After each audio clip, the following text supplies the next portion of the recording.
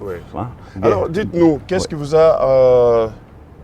a poussé à écrire Probo Kuala? Probo Kuala, Oui. pour les gens qui nous suivent, c'est un bateau. Hein? C'est une société, une grande société, mais à un moment donné, c'était un bateau qui a atterri, qui est allé jusqu'à dégager des produits toxiques. Oui, dans les rues d'Abidjan. Dans une rivière d'Abidjan. Oui, même dans les rues d'Abidjan. Même dans les rues d'Abidjan. Oui. Et ce bateau venait d'Amsterdam. Hein? Oui, oui. Alors, pouvez-vous nous dire d'abord la situation de ce bateau-là? Oui. Mais ici, on dit que non, ce sont les Russes qui sont derrière les Africains pour faire ça. Qu'est-ce que vous en pensez? Non, les Russes, ils ont pas attaqué l'Afrique, mais les autres pays, l'occidental, ils ont déjà fait beaucoup de génocides, même dans beaucoup de pays. Hein. Oui. Par exemple, les Allemands ont des héros en Namibie. En Namibie, oui. En Congo, hein, les gens de Congo. Avec Léopold II. Léopold II, le roi de Belge hein, oui. à cette époque. Ouais.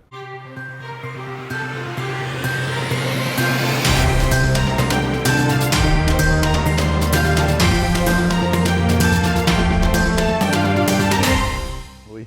Bonsoir mesdames, messieurs, bienvenue chez Mohamed International Network dans la grande interview.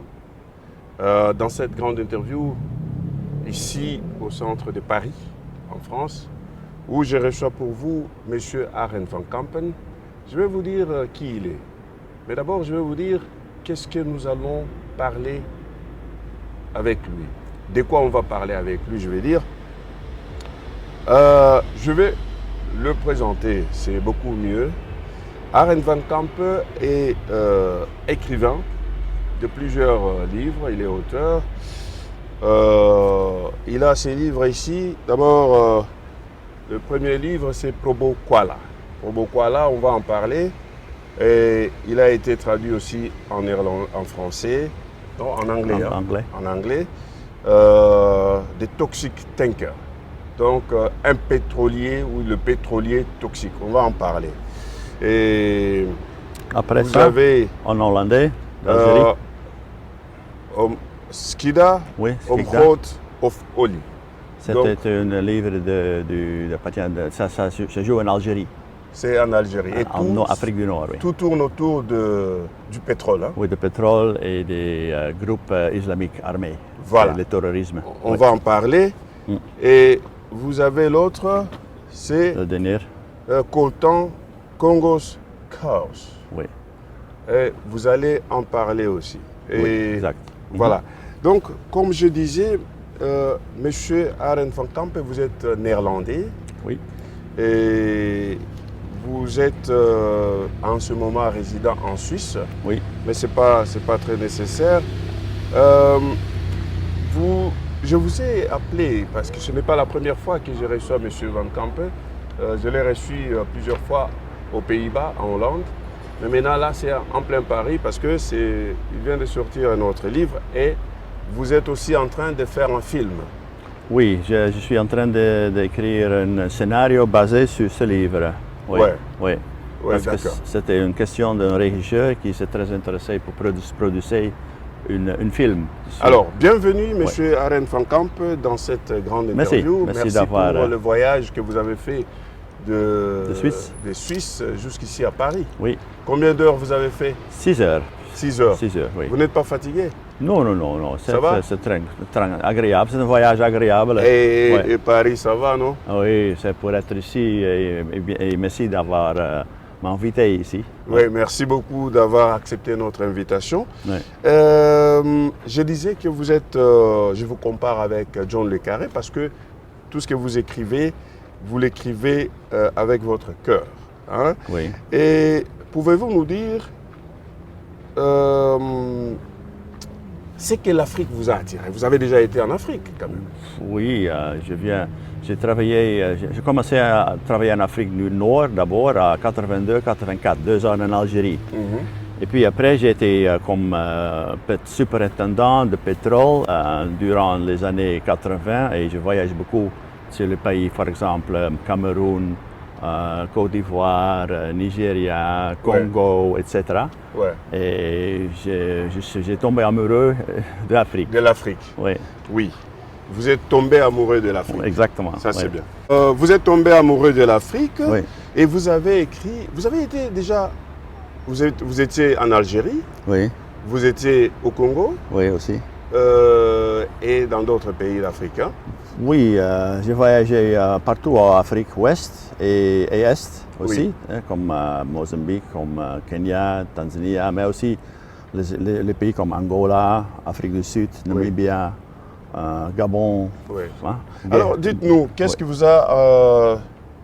a poussé à écrire Probo Kuala? Probo Kuala, Oui, pour les gens qui nous suivent, c'est un bateau. Hein? C'est une société, une grande société, mais à un moment donné, c'était un bateau qui a atterri, qui est allé jusqu'à dégager des produits toxiques oui, dans les rues d'Abidjan.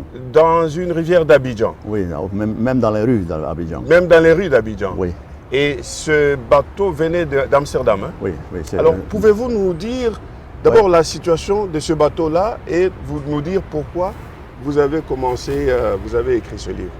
Oui, bon, j'étais quand même entonné qu'une société si grande, je ne veux pas dire le nom maintenant, mais pour jeter leurs déchets, Les déchets toxiques, déchets toxiques chimiques, avec une société très, comment ça s'appelle, comme les crimes, hein, c'est les crimes. oui, Qu'ils ont occupé de tomber, de jeter les déchets dans les rues, de restants de produits finis, Des produits pétroliers toxiques, toxiques, des oui. ingrédients toxiques, oui, pour les décharger sans vouloir de payer en Amsterdam les coûts Oui, oui. normales. Ouais. Donc ils ont décidé pour débarrasser oui. en Afrique. Oui, Parce donc qu'il n'y a pas de règlement, pas de Oui, oui. régulation. Donc, en principe, il fallait que ça soit dégagé à Amsterdam quelque part. Normal pour ça. Oui, mais ce n'était pas possible parce que le règlement Amsterdam n'a pas autorisé. Non, c'était possible. C'était possible, mais il fallait très payer cher. beaucoup d'argent. Exactement. Et ils se sont trouvés un pays africain, Oui, avec une coopération avec une société là-bas, oui, qui sont occupés pour débarrasser 500 tonnes de déchets. 500 tonnes de déchets toxiques Oui, chimiques en Afrique, Oui, à Abidjan. oui. Et je me rappelle, hein, Oui. il y a eu beaucoup de victimes, beaucoup de morts, et Oui, ça ça- continue. Hein. C'était un grand. C'est quand même, ça dure encore maintenant, Oui, parce que ça fait 17 ans à passer oui. maintenant. à peu Ça près. fait 17 ans que Oui, cet c'est incident passé s'est à produit. 2006, je pense. 2006, oui.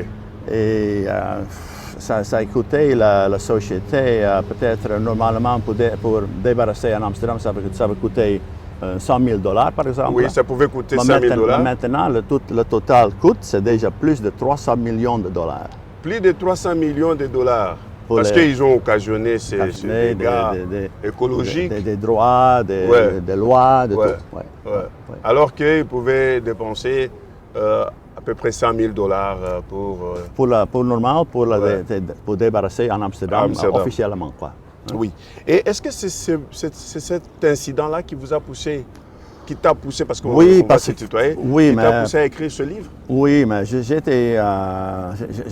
travaillé dans le pétrole longtemps et je savais que moi, je suis quand même concerné de l'environnement. Hein. Oui, oui, oui, oui, oui. Donc, c'est pour ça que je suis. Après, j'ai fait mes études d'éthique aussi, hein, Oui, oui. parce que je pense pourquoi détruire l'environnement pour l'argent. Oui. On peut avoir des autres méthodes. Ouais, ouais, Et pour ça, pour protester, ouais, ouais. j'ai écrit ce livre. Ah, ok. Oui. Ok. Et vous avez, parce que vous avez pris conscience de l'environnement, vous avez l'éthique. Hein, Oui, l'éthique aussi. Et la responsabilité, La d'ailleurs. concerne des peuples africains Oui, même oui, oui, hein, oui. aussi, Ouais. surtout. Mais le peuple tout court, parce que Oui. si les rivières sont touchées, les océans seront touchés, et c'est toute l'humanité qui va être touchée. Hein. Exactement. Ouais. Donc, moi, je crois que nous pouvons développer les méthodes des affaires plus responsables. Tout Ouais. à fait. Ouais. Ouais. Et c'est pourquoi vous faites... Oui, c'est pour ça que j'ai écrit ce livre. Hein. Oui, oui, oui. Mais vous avez aussi un autre livre, Oui. des Kinder van Congo, non? Celui-là, C'est du coltan. Il y a le coltan, Congo's Curse. Oui. Et ça va... En néerlandais, c'est un autre titre. Hein? Oui, oui. Alors, je vais expliquer. J'ai écrit ça il y a 6 ans. oui. Maintenant, le coltan et le Congo's Curse, c'est quoi en français? Ou bien c'est comment ça s'appelle, un curse. C'est quelque chose qui le diable que donne. Oui, oui, le malheur. Le malheur, oui. Oui, oui. Donc coltan, c'est le malheur du Congo, à peu près. Hein, c'est ce que vous voulez dire. Oui, coltan, c'est un minéral hein, ouais. Utilisé pour les téléphones mobiles, oui, mais aussi pour les armes. Pour les armes, les avions. L'industrie, technologie, tout. Ouais. Hein. Donc c'est un minéral très cher, très rare aussi. Oui. Mais maintenant, enfin, après 20 ans, 25 ans, après le génocide Rwanda, oui, oui. les ex-Rwandais Hutus sont fuis en Congo et ils s'occupent des régions de mines maintenant, qu'on mène fort, enfin, contre le terrorisme. Oui. Donc, au moment, ils pensent qu'entre 4 millions et 6 millions de Congolais ont déjà été tués ou violés aussi, les femmes et les dames sont violées, pour l'accès des minéraux. Oui, oui. oui. Et l'Ouest, ils ne font rien. Ils font rien. Donc, ils acceptent les minéraux pour production. Donc, l'Occident accepte les minéraux qui viennent du Congo. Oui. Et je vais vous rappeler qu'il y a un livre qui vient de paraître. C'est le livre de Charles Onana. Oui. Je vais vous le recommander parce qu'il a fait toute une recherche dans ce livre-là qui s'appelle Holocauste au Congo pour démontrer comment le régime du Rwanda est en train d'envahir toute cette région-là. Hein? Exactement. Toute cette région-là et en complicité bien sûr avec l'Occident pour le coltan. Pour le coltan, pour les autres manières, pour les autres, pour cassetterie, tout. Hein? Oui, les cassetteries, oui. Et alors, ce livre était aussi une histoire bien recherchée parce que ça commence quand même dans le temps 94 en Rwanda. Oui. Mais aussi, il faut avoir toujours aussi recherché l'histoire. Tout à fait. Donc, en 1885, il y a une conférence de Berlin. Berlin, peut-être tu connais peut-être. Oui, oui. Quand 15 pays européens, Amérique et les Ottomans, ils ont divisé l'Afrique entre eux. Oui, ouais. Sans s'inviter les pays africains. Non, non, on dit, bon, les Africains, on s'en fout. On prend ça, ok, je te donne ça, moi je prends ça, voilà. Ouais. Et maintenant, avec toutes les choses qui passent maintenant, la géopolitique, maintenant, c'est tourné.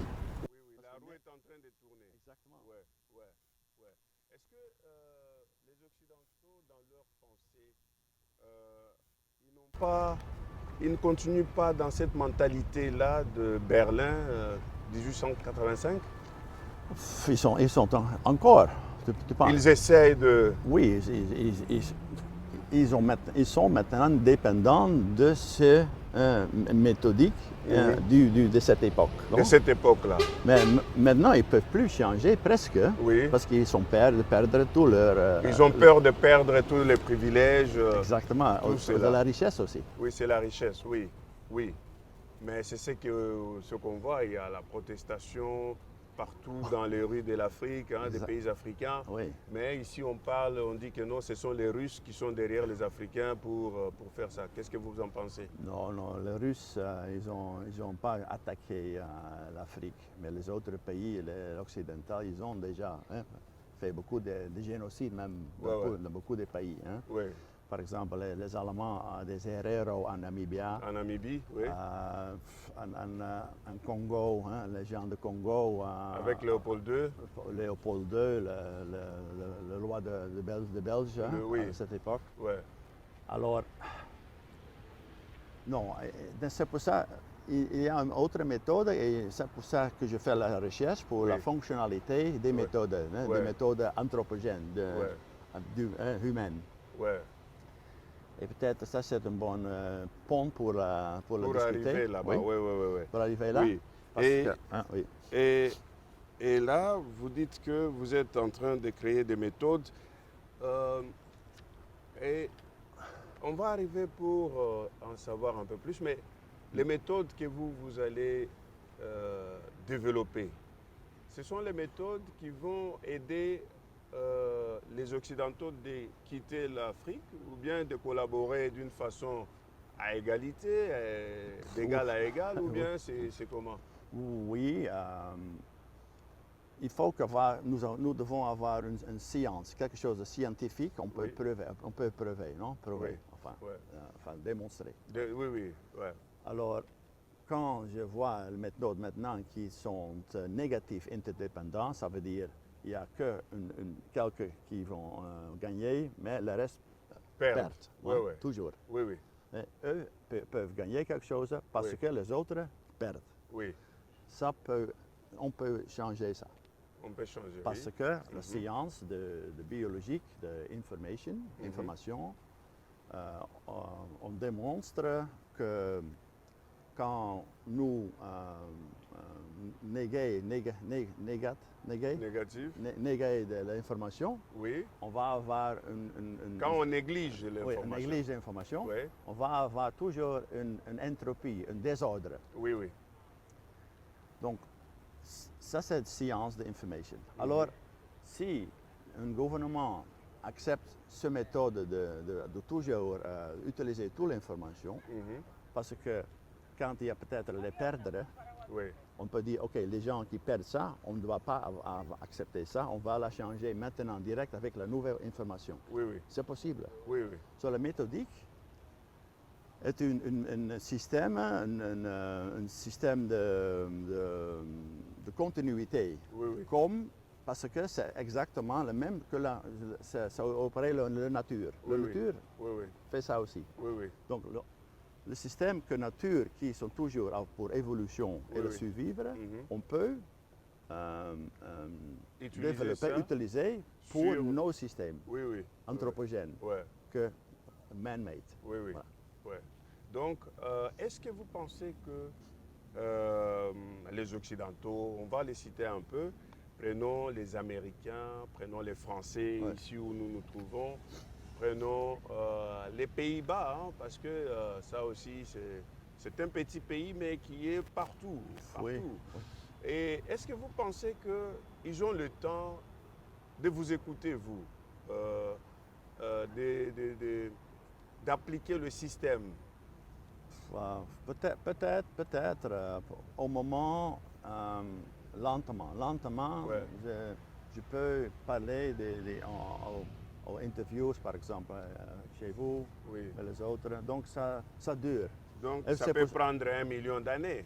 Non, j'espère pour finir mon thèse, mon recherche pour mon doctorat l'année prochaine. Et je vais la publier, et j'espère que ça va être connu dans le monde de sciences. Et puis, si ça c'est possible, peut-être ça va accélérer. Ça pourra accélérer les choses. Oui, exact. J'espère. Et aussi, les livres, les mêmes messages sont toujours dans les livres aussi. Et les livres, souvent, on les met dans les bibliothèques et personne ne les lit. Hein. C'est ça. C'est pas facile, hein, on dit ça. La transition énergétique, hein, parce que vous y travaillez beaucoup, hein, l'éthique dans la transition énergétique. Vous êtes consultant, vous voyagez partout et vous allez voyager à partir, donc cette année, vous allez voyager peut-être 7 fois dans le monde entier. Mais vous savez qu'en Europe, on parle du véhicule électrique. Oui. Hein, tout le monde parle de la voiture électrique, tout le monde, c'est bien pour le milieu, c'est pour le climat, ainsi de suite. Mais il y a...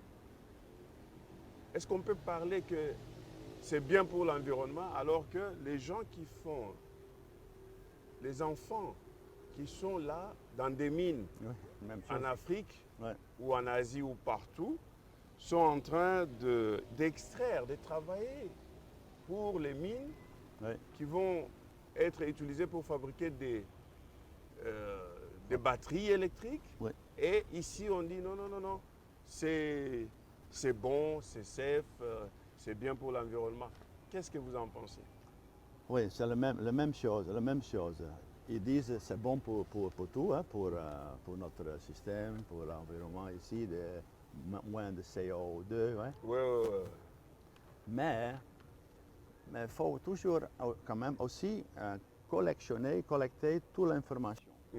Donc si j'ai une jeune là qui doit Qui doit faire- creuser, qui creuser doit hein, mourir, hein, même mourir pour la cobalt, Oui, donc le système ici, c'est pas supportable, voilà. sustainable. Voilà. oui.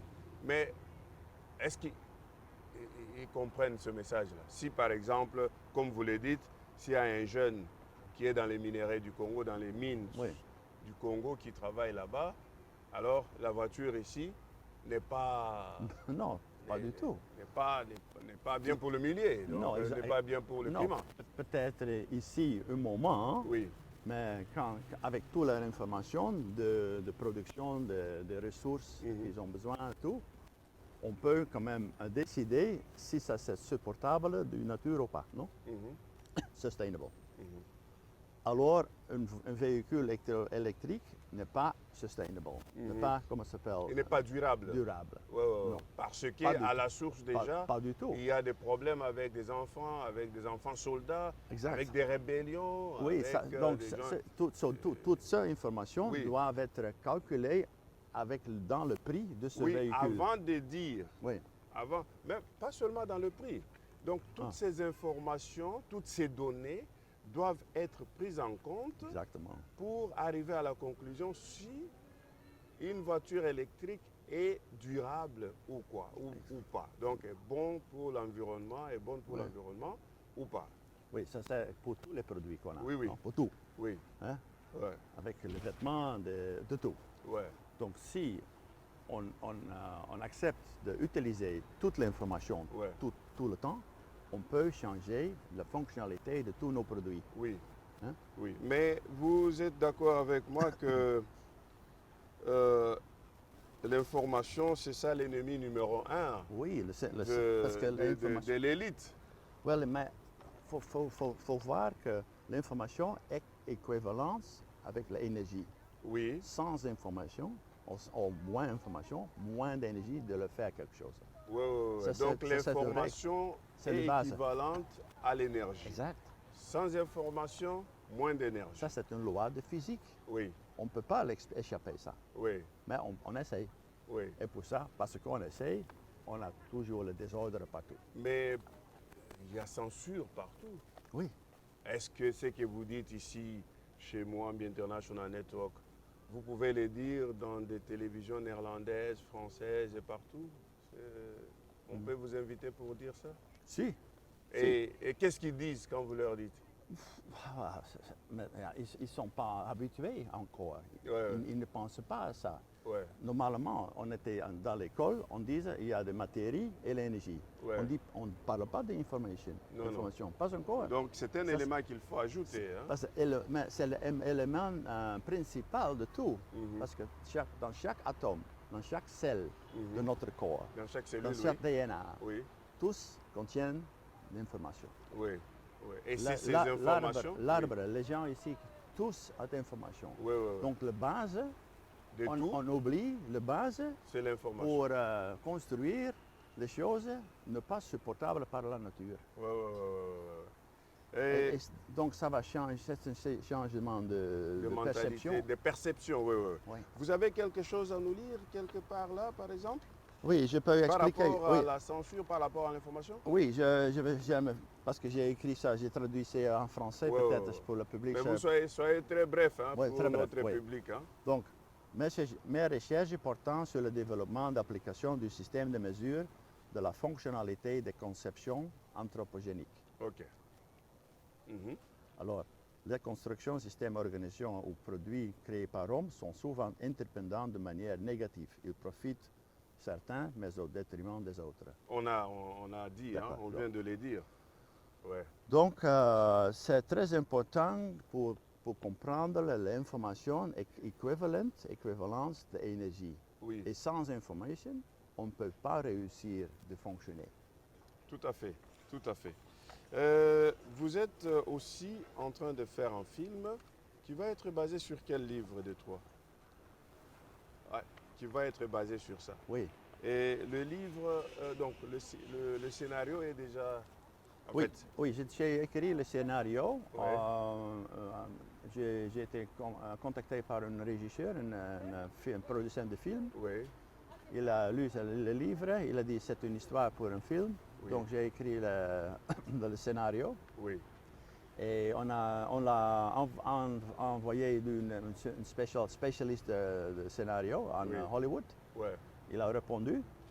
Il m'a donné les avis Oui. pour le refaire. Oui. Et je suis en train de le refaire. Et Oui. dans 2 semaines, ce sera prêt pour, j'espère, pour la production. Et Ouais. quand ça sera produit, vous pensez que nous allons, notre public de Mohamed International Network Oui. va avoir accès à ça? Si, Ouais. sûrement. Ouais. Primeur. On va avoir la première ici. Hein? Oui. Ouais, À Paris. ouais. Oui, ici à Paris. Alors, nous prenons rendez-vous avec le public ici à Paris Ouais. dans quelques temps où nous allons vous faire passer le film de M. Arend van Kamp. J'espère. Arend van Kamp, est-ce que vous avez un dernier mot? Oui. Moi, je pense qu'il faut que nous allons réhumaniser le monde. Réhumaniser le monde. Je pense que c'est une très bonne conclusion. Parce qu'on pensait qu'on peut faire des miracles, mais quand on peut réhumaniser le monde, je pense que tout est dit. Parce que tout Oui. est en fonction de l'humanité. Oui, parce que Le respect de oui, l'humanité. toutes les perceptions, toutes les observations, toutes les conclusions, ça passe toujours de notre tête. Ouais, Nous sommes des décideurs, ouais, nous faisons des décisions ouais, de notre vie. oui, Ou bien la future est très heureuse, oui. Ou Ou bien bien c'est une catastrophe. catastrophe. Et ou bien le futur est très heureux pour tous, ou bien une catastrophe pour tous. Oui, et nous avons donné par La nature. le pouvoir pour le faire ça. Oui. Le pouvoir, ou bien pour être heureux, bon futur, ou bien, comment se dit, le désastre. Le désastre pour tous. Donc, réhumanisation, c'est le mot. Mesdames et messieurs, c'était ça, Arend van Kamp, dans cette grande interview ici à Paris. Et soyez-en fiers, soyez fiers que l'humanité, nous devons la réhumaniser. Excusez-moi, c'est un nouveau mot de Arend van Kamp. Oui, Donc il faut réhumaniser le monde. Et j'allais même dire réhumaniser l'humanité parce qu'elle était saine quand on l'a trouvée, quand nous en avons eu cadeau. C'était ça la grande interview chez Mohamed International Network avec l'écrivain Arend van Kamp. Arend van Kamp, merci beaucoup. Merci d'être venu à Paris. merci de Et m'inviter. vous êtes toujours les bienvenus D'accord. chez Mohamed International Network.